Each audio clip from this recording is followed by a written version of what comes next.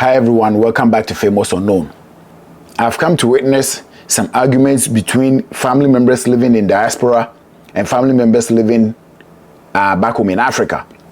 The diasporans will pretty much tell them that things are not easy in Europe or in North America or wherever that they are. And things are kind of easy back home in Africa. People in Africa will be like, life is easy for you guys living in abroad because you guys have a job, they pay you guys well, the healthcare, the system is working 24/7, and a whole bunch. The list goes on and on, right? But then they don't seem to understand how the system works. The system that they're saying it works for people living in abroad, the Africans don't understand how it works.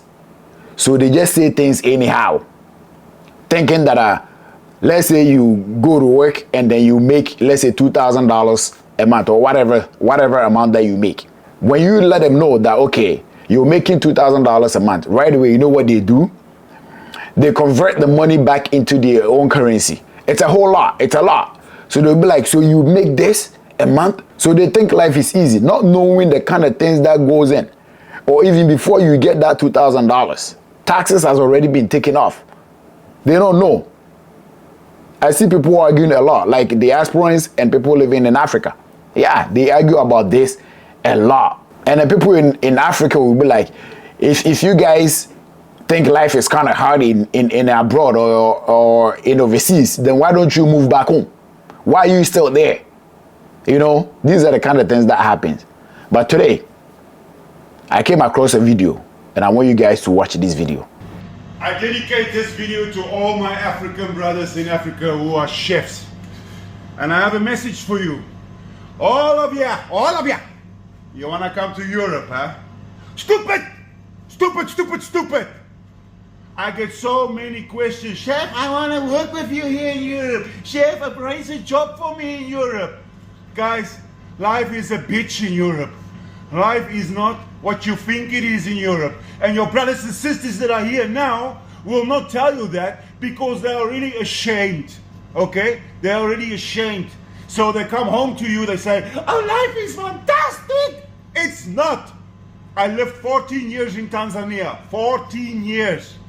Life is better. There's so much opportunity in Ghana, Nigeria, Uganda, Tanzania, Kenya. All my brothers and sisters there, trust me, if you work hard, you graft hard, your life is much better.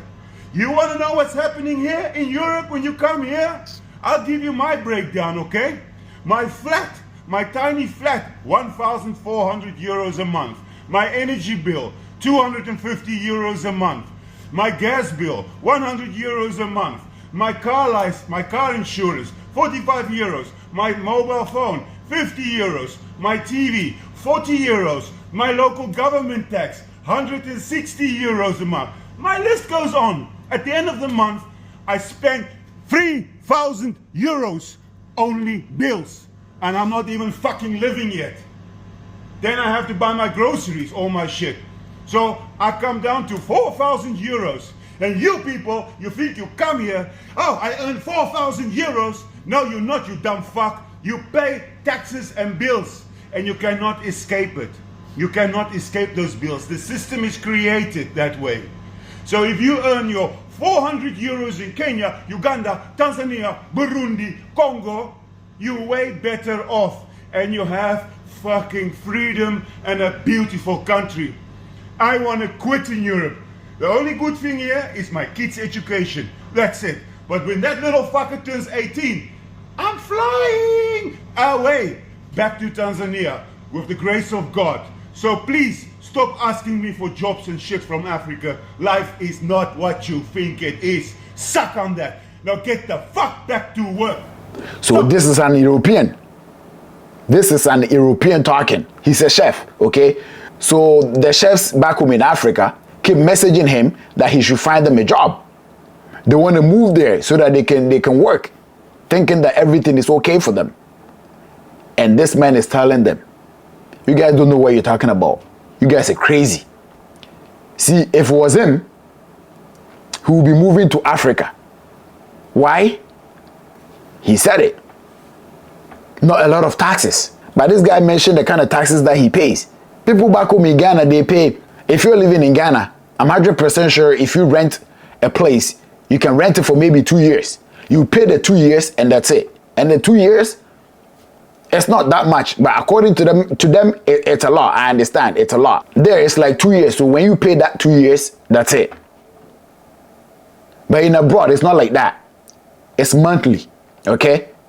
And the guy said he's paying 1,300, like 1,300 euros for his apartment or his flat. Anything that he buys, taxes, car insurance, life insurance, property tax, hydro, electricity, internet, all these things. So end of the day, he doesn't have anything for him, even for him to save. If you take out all these bills out, how much is left?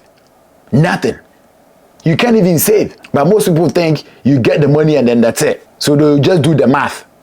$2,000. If you bring it to cities, it's this much. Oh my God. Then you're rich. You're that. You're this. You're that. It doesn't work like that. The way the system is set up, okay? Like he said, there's a system. The way the system is set up, you can never escape that system. By the time you get your paycheck, taxes already been taken off. And the taxes is not like just a little bit. No, it's a lot of taxes. Everything else that you buy, anything that you buy or you pay, there's taxes, more taxes added to it. They will even end up telling you, okay, why don't you move to Africa and let me go live there? You think it's that easy? It's not easy. Even let me give you an example. People living abroad, how many times do they even come back home? If a family member end up coming back home, maybe that person has used like maybe 2 years to plan their trip. 2 years to plan their trip. Unlike some other people who have it, they can just be like, you know what, I feel like going this year, and they will go and they keep going every year.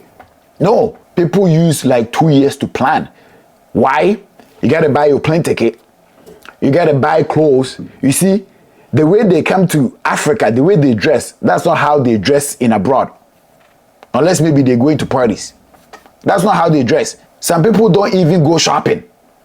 But when they're going to Africa, they spend all their money to buy all these things. So when you see them, they know they're coming for maybe a month or so. So they will shop for a month. So they keep changing clothes. You think they have it, they don't. Even some of them even rent. You know how much rent is? Some of them even living in a single bedroom. Yes, they're renting from someone. So they will plan their trip, a whole 2 years to plan 1 month trip. How much are they going to be spending? So when they come and you see them buying this and flashing all this money, giving out money, handing out money, and doing this chilling, you think they have it. They don't. You're way better than them. If you see their life living in abroad, you'll be like, what? That's why most of these people go back home and they go and lie to the ladies that I have this, I have that, I have that. And the ladies will believe them. When they get married to them and maybe they sponsor them to bring them to wherever that they are, the lady will be like, what? So this is the kind of lifestyle you're living in. That you lied. They will end up leaving you for somebody who is better than you. Because most of them, they don't tell the truth. They just come and then they talk. Tell them what's happening in abroad. Yeah, you gotta let them know. Let them know it's not easy. How much people are complaining about credit. Like just a data for their phone. But in Africa, if you run out of data, even somebody calls you, it will still come, right? But in abroad, it's monthly, okay? They will just send you your bill to go pay. If you don't pay, guess what? They will just terminate your contract.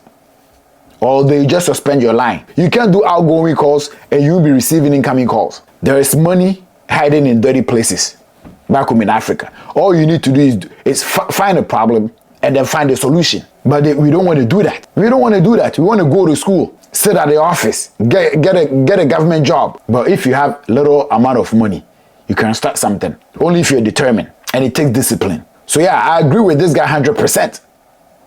I agree with this guy 100%. Whatever that he said. So do you also agree with him or you don't?